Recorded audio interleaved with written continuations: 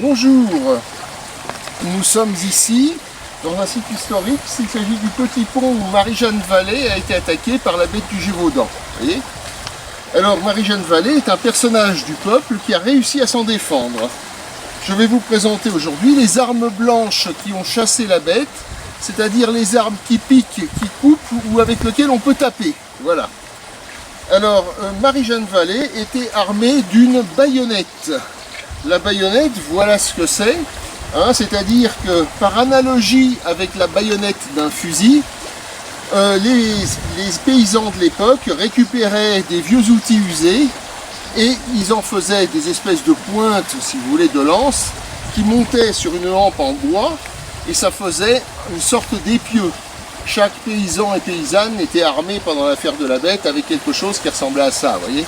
Alors Marie-Jeanne sur ce petit pont, la bête était avec sa sœur, la bête a bondi sur le pont, hein, et Marie-Jeanne s'est dressée droite et a planté dans le ventre de la bête, tac, elle a mis directement sa baïonnette. Alors voilà ce que c'est qu'une baïonnette, ça c'est une baïonnette donc pour les adultes. Marie-Jeanne Vallée avait environ 20 ans, hein.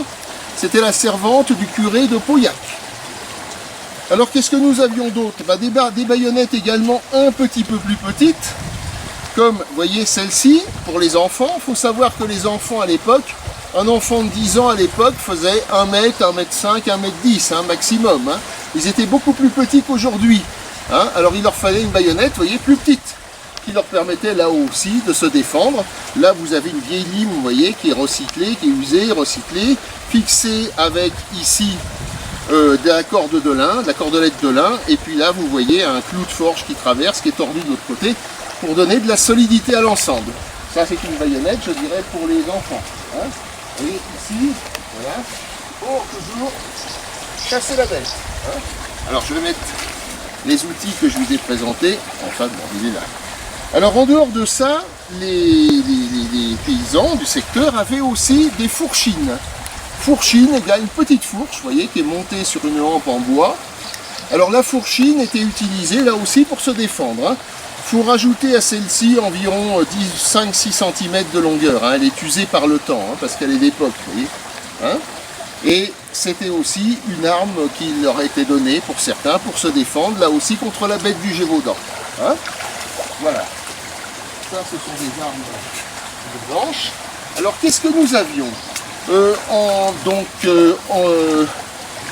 Marie-Jeanne Vallée, bien sûr, qui a utilisé la bête. Antoine Dantil, à 14 ans, s'est défendu aussi avec sa baïonnette. Alors, nous avions aussi Marguerite Dantil, 32 ans, de Vielle-Veille,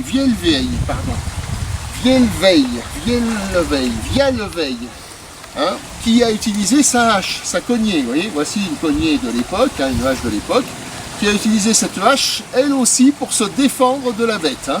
Avec succès, hein. Elle a réussi à reculer puis à rentrer dans sa maison. Il me semble qu'elle cherchait à casser la glace d'un moulin ou quelque chose comme ça. Elle a réussi à se défendre avec donc sa hache contre la bête. Hein. Sa cognée, donc sa hache. Hein.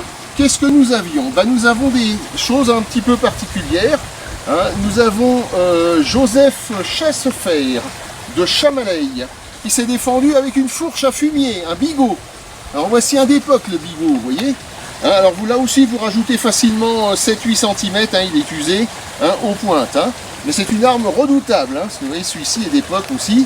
Hein, il s'est défendu lui avec sa fourche, hein, c'est efficace également. Hein. Avec succès, il a pu repousser la bête avec ça. Hein. Voilà. Alors qu'est-ce que nous avons aussi? Eh bien nous avons aussi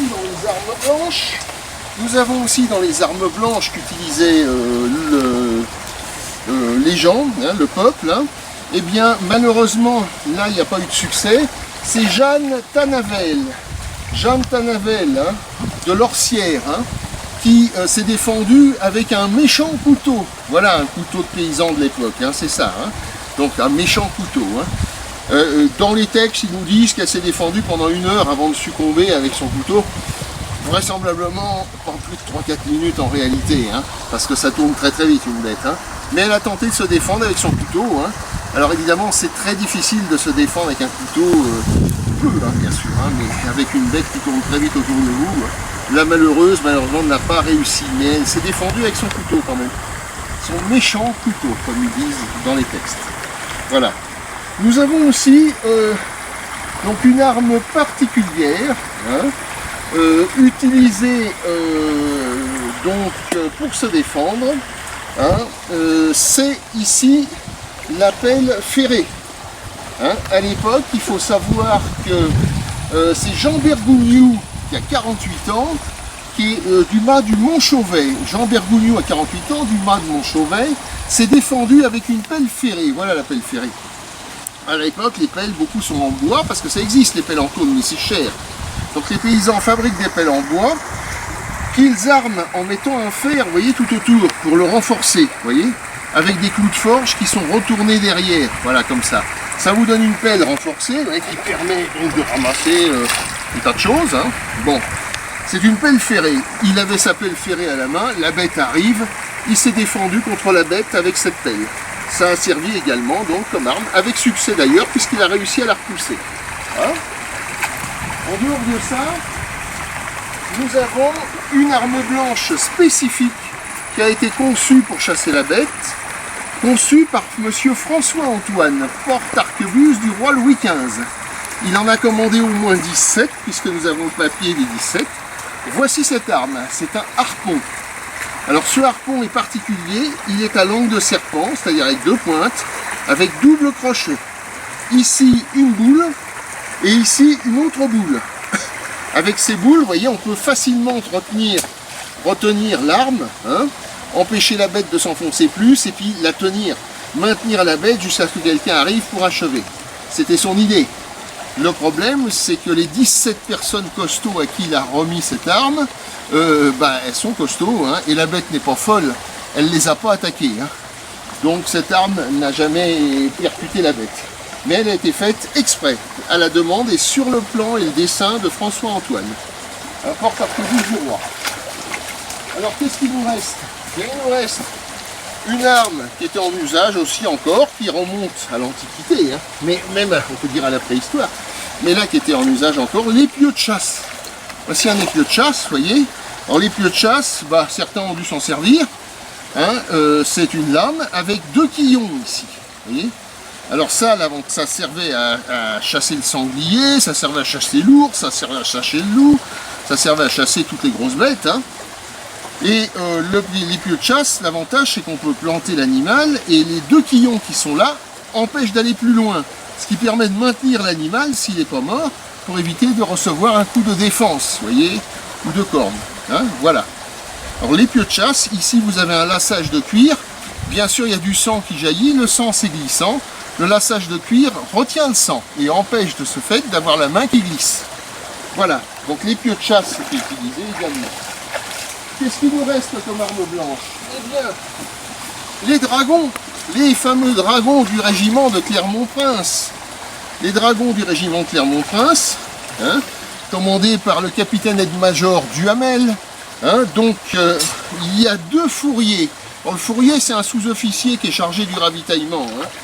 Et puis des fois des uniformes, etc. Deux fourriers, hein, qui, donc, vraisemblablement, ils étaient maréchaux des logis, il y a des chances. Hein. Deux fourriers, donc, hein, qui ont poursuivi la bête à cheval avec un sabre. Alors, le sabre du régiment de Clermont-Prince a une lame qui ressemble à celle-ci, par contre, il a une garde beaucoup plus ouvragée ici. Il est, je dirais, plus joli que celui-ci. Celui-ci est un sabre de dragon aussi, mais celui-ci est très simple. Celui de Clermont-Prince était très joli, avec une belle garde ici. Mais sinon, au niveau de la lame, c'est pareil. Hein, voilà, c'est à peu près la même longueur, c'est ça. Donc ils ont cherché à sabrer la bête avec leur sabre, donc à l'attaquer avec le sabre. Malheureusement, la bête a réussi à s'échapper. Voilà. Hein. Pourquoi ils n'ont pas utilisé leurs armes à feu? Ça reste un mystère à ce moment-là. Peut-être tout bêtement parce qu'ils avaient oublié de les charger, ou peut-être parce que dans l'excitation du moment, hein, le sabre c'est quand même l'arme glorieuse pour des gens comme ça. C'est celui qui n'est pas un lâche, qui ne fuit pas, qui se défend avec un sabre puisqu'il approche l'ennemi. Peut-être que dans l'excitation de la charge et tout, ils ont pris leur sabre. Hein, mais ils sont arrivés près d'un marécage et la bête s'est sauvée dans le marécage, ils n'ont pas pu passer avec les chevaux. Quoi. Ils poursuivaient à cheval la bête avec le sabre. Hein. Deux fourriers. Ça n'a pas marché malheureusement. Il nous reste des armes classiques comme le couteau de chasse. Alors ça c'est un couteau de chasse comme on avait un, c'est un peu du même style, pas tout à fait, mais enfin ça se ressemble. Comme avait Monsieur François Antoine, hein, il avait un couteau de chasse à la ceinture. Tous ses gardes-chasse avaient aussi un couteau de chasse, hein, tous les gardes-chasse qui l'accompagnaient. Ce type de couteau de chasse, vous voyez, généralement un manche en bois de serre, une lame, vous voyez. Alors celui-ci est un sol tranchant, donc c'est un couteau de chasse, avec une demi-coquille ici, qui permet, lorsqu'on le rentre dans le fourreau, de venir le coincer pour qu'il ne saute pas quand on est à cheval. Vous voyez, la coquille tient bien le mouvement. Voilà. Évite au couteau de chasse, lorsqu'on chasse à court, à cheval donc, de perdre le couteau en route. Vous voyez, voilà. Donc c'est ce type de couteau de chasse hein, qu'avait François Antoine, enfin ce genre-là, hein, pas exactement le même modèle, mais enfin ce genre-là, hein, ou ses gardes-chasse. Il y a aussi des couteaux de chasse un peu plus rustiques comme celui-ci, ouais, mais qui sont tout aussi redoutables. Hein. Voilà, un couteau de chasse du 18e, du début du 18e aussi. Hein, voilà. Et une arme que j'ai gardée en dernier, c'est le piège à loup, ce qu'on appelle un traquenard. Tomber dans un traquenard, alors ça peut être une fausse, mais c'est aussi le piège à mâchoire que vous voyez là. Voyez? Alors tomber dans un traquenard, ben, ça veut dire tout simplement mettre le pied dans le piège. Alors comment ça marche? Celui-ci est d'époque, hein, 18e. Ben, je vais l'armer en appuyant sur la lame ressort.